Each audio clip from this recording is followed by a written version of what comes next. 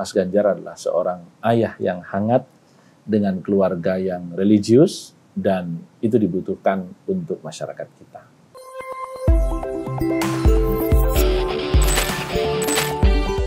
Nah, Gus Romi ini lama nggak nongol, sekalinya nongol tiba-tiba banyak menyebar info A1 di mana-mana. Nggak berhenti-berhenti lagi. Nggak berhenti-berhenti, ngagetin orang. Iya. Ada yang seneng lihat ada yang tepuk tangan, ada yang kegerahan, ada yang lapor polisi. gitu maksud saya. Gus, ngapain aja itu kok tiba-tiba sekalinya nongol tiba-tiba ngeluarin banyak. Loh, saya nongol itu kan permintaan media, jangan tanya saya. Oh, iya. Kalian kan juga yang tanya. Iya, betul. Tanya kenapa kok redaktur milih Romi gitu. Kenapa kok Gus Romi, kenapa nggak Gus yang lain gitu. Cuma dulu kan kalau kita kenal dulu ya, Gus Romi lebih ngomongnya masih agak normatif lah sebagai orang partai. Kalau sekarang kok ugal-ugalan gitu kesannya. Ngomong si ini saya paling suka dengan ugal-ugalan gitu. Pertama, ugal-ugalan itu kalau dalam terma politik namanya naked politician. Jadi politisi telanjang ya. Artinya kita berbicara tentang bukan kok telanjang dalam arti negatif, bukan, betul. Tapi ya bicara apa adanya. Dan itulah yang sekarang diinginkan oleh generasi milenial dan generasi Z. Dan mereka penghuni terbesar pemilu kita tahun 2024. Yang kedua, rakyat secara umum berhak tahu. Dan mereka lah yang paling berhak. Sebenarnya di balik perundingan elit, di balik perundingan para pemimpin-pemimpin negara itu apa sih? Begitu. Tentu yang saya sampaikan tidak semuanya, karena saya juga bukan pelaku sejarah di setiap peristiwa. Tetapi setidak-tidaknya informasi-informasi yang saya sampaikan, insya Allah dalam sepengetahuan saya bukan kebohongan. Kalau kemudian ada yang kepanasan dengan melaporkan kepada polisi misalnya, itu pertama insya Allah secara prinsip sudah selesai. Yang kedua, memang kenyataannya demikian begitu. Jadi saya tidak bohong gitu. Jadi ini informasi-informasi yang menurut saya dengan ditemani suara pesawat bisa dipertanggungjawabkan. Itu menunjukkan rumah saya dekat bandara. Biar mobilitasnya mudah. Kemana-mana gampang gitu ya. Jadi itu. Yang kedua juga jujur, dengan posisi yang tidak lagi menjadi pejabat negara, saya merasa lebih mudah untuk menjunjung etika ketimbang menjadi pejabat negara.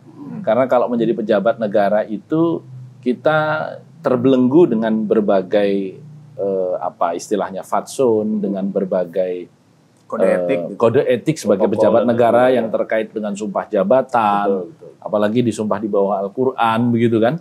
Nah sekarang nggak ada sumpah-sumpahan, jadi ya santai aja gitu. Malah jumpa-jumpain orang. Iya, jumpain orang sih enggak ya, cuma kita sampaikan saja. Paling orang komplain, lu kok semua dibuka gimana sih, bilang gitu. Ya gimana lagi, bilang gitu, biar rakyat kita tahu. Dan alhamdulillah kalau buat saya dan juga masukan dari kawan-kawan media kan respons. Respons publik ternyata bagus. Gitu. Pasti ada pro dan kontra. Karena dalam setiap penyampaian kita sebagai manusia itu selalu ada yang suka, selalu sebanyak itu juga yang tidak suka. Begitu. Tadi menarik Gus tuh, ketika nyebut anak muda nih, Gen Z dan lain-lain tuh suka nih hal-hal yang terbuka-terbuka gitu. Tapi masalahnya nih kok nggak banyak nih politikus yang kemudian berani ngebuka kayak gitu, Gus. Termasuk tradisi baru kan? Termasuk tradisi baru kan. Nah itu pertimbangan awalnya lah. Akhirnya berani. Ketika saya kembali ke panggung politik ya, karena setelah vakum ngurusin dagangan dulu, karena kita balik jadi pengusaha, saya merasa ada sesuatu pesan yang harus saya sampaikan. Dan pesan itu harus dibungkus dengan keterus-terangan. Karena terlalu banyak bahasa GBHN. Kalau istilah saya zaman itu ya, buat generasi yang tidak mengalami Orde Baru tidak tahu apa itu GBHN. GBHN itu garis-garis besar haluan negara. Dan garis-garis besar haluan negara ini ditetapkan oleh MPR yang merupakan arah negara dalam garis besarnya. Masih ingat tuh definisi P4-nya? Karena saya juara penataran P4. Kalau saya anak muda taunya BP7 aja. Ya, BP7. Bapak pergi pagi pulang malam penghasilan pas-pasan. Padahal BP7 itu penggodokan manggala-manggala P4 itu. Jadi kembali lagi bahasa-bahasanya terlalu normatif sehingga membingungkan masyarakat. Buat saya itu bukan pendidikan politik yang bagus. Kita ke depan sebagai bangsa yang semakin maju harus semakin lugas. Ya. ingat dalam salah satu ciri yang disebutkan karakter manusia Indonesia oleh Muchtar Lubis, sebuah buku yang menurut saya cukup relevan lah sampai hari ini. Nomor 1 tuh orang Indonesia dikenal munafik. Nah, saya mencoba untuk menghilangkan hipokrisi itu, meskipun ini sebuah warna baru. Tapi kalau itu kemudian menjadi kebiasaan, kan menjadi bagus untuk semuanya. Gitu. Hanya biasalah politik pasti ada bahasa di depan panggung, ada bahasa di luar panggung. Ya prinsipnya yang di luar panggung kalau memang nggak mau disampaikan, saya tidak bisa menyampaikan itu. Nah, selesai kan? Begitu. Betul. Artinya nih semudah itu. Ada part pendidikan politik ya? Oh pasti. Di backstage tuh begini loh. Betul. Bahwa tidak semua. Misalnya sekarang kita belum tahu apa yang terjadi. Misalnya dengan orang banyak menduga-duga sebenarnya Pak Jokowi itu ke Prabowo atau ke Ganjar seperti deklarasinya yang disampaikan. Atau jangan-jangan lagi mau munculin calon alternatif lagi, misalnya seperti itu. Yang untuk itu kita tahan. Misalnya seperti itu. Nah, ini tidak semua bisa dikatakan karena sedang dalam perundingan gitu. KIB masih ada atau sudah bubar sih? Misalnya seperti itu. Ini mau kita tanya gitu kan? Ya ada yang di belakang, ada yang di depan. Tapi buat saya ya sampaikan saja apa adanya. Pasti para aktor yang terlibat di sana bisa marah, bisa senang, bisa netral. Itu risiko. Sebetulnya dari P3 bukan orang pertama ya, Gus Romi ini yang model begini, agak belak-belakan. Dulu pernah ada almarhum Mahbub Junaidi, tapi dia kebanyakan lewat kolom. Betul. Ya begitu juga modelnya, kan lebih naked dia. Tapi Gus, kalau di media kan kita taunya ada yang kesenggol sampai ngelapor, gitu ya.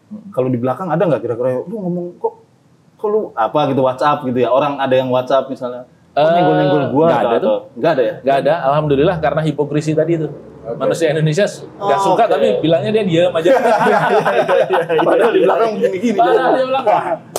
Gitu. Tapi nggak ada yang nyenggol-nyenggol gitu? 1-2 tapi ada yang menyampaikan melalui ketua umum saya, ya, Pak Mardiono.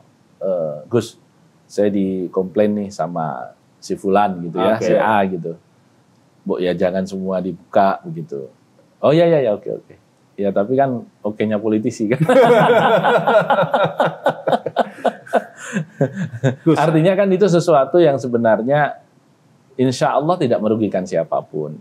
Hanya orang mungkin jengah karena dibuka. Padahal buat saya dibuka itu penting untuk masyarakat kita kemudian tidak mengalami political shock ketika ada langkah-langkah yang nanti, kok tiba-tiba begini begitu. Itu menurut saya harus dibuka. Termasuk masyarakat juga harus terbiasa dikagetkan dengan langkah-langkah Pak Jokowi. Karena Pak Jokowi itu banyak langkah-langkah kuda yang sering mengagetkan begitu. Dan untuk membuat masyarakat kita semakin terbiasa bahwa tipikal politisi seperti itu juga ada. Gitu. Jadi kalau kata anak sekarang itu langkah Pak Jokowi itu di luar perkiraan BMKG gitu. Kira-kira begitu. Ngagetin semua. Yang tahu cuman Pak Jokowi dan Allah Ta'ala. Yang lain nggak ada. Bahkan orang-orang terdekatnya gitu. Tadi ngomong kan katanya vakum sementara sebelumnya vakum ngurus dagangan tuh ya. Kok balik lagi ke politik ini kenapa? Kira-kira? Diminta. Jadi saya waktu saya vakum, waktu itu sebenarnya menghormati pandemi juga. Iya. Sebagai penghormatan terhadap ujian atau musibah dia atau azab lah, kita nggak tahu yang diturunkan oleh Allah, ya saya ikutan vakum begitu. Kebetulan memang waktu itu diminta oleh Pak Soeharto, ketua umum sebelum ini, untuk aktif, tetapi saya mengatakan, Pak, saya ini sudah 15 tahun tidak ngurusi bisnis saya. Artinya selama ini saya serahkan ke orang lain. Berikanlah waktu kepada saya untuk mengkonsolidir dulu gitu. Nah, ketika Pak Mar naik bulan September, saya ingat SK-nya tanggal 9 September 2022. Sebelum itu beliau sudah mengatakan, Mas, nanti kalau saya duduk bantu saya gitu. Jadi apa? Saya bilang gitu. Masa habis ketum jadi waketum, saya bilang gitu. Ya jadi ketua majelis lah gitu. Nah akhirnya ya itulah, ya sudah bismillah, ya insya Allah tertata, ya meskipun tentu hari ini kan kesibukan saya tidak seperti sebelumnya, karena berpartai saja kan tidak sesibuk sekaligus menjadi pejabat negara seperti Pak Mardiono atau Pak Soeharto gitu. Jadi waktu relatif untuk ngurusin bisnis masih bisa.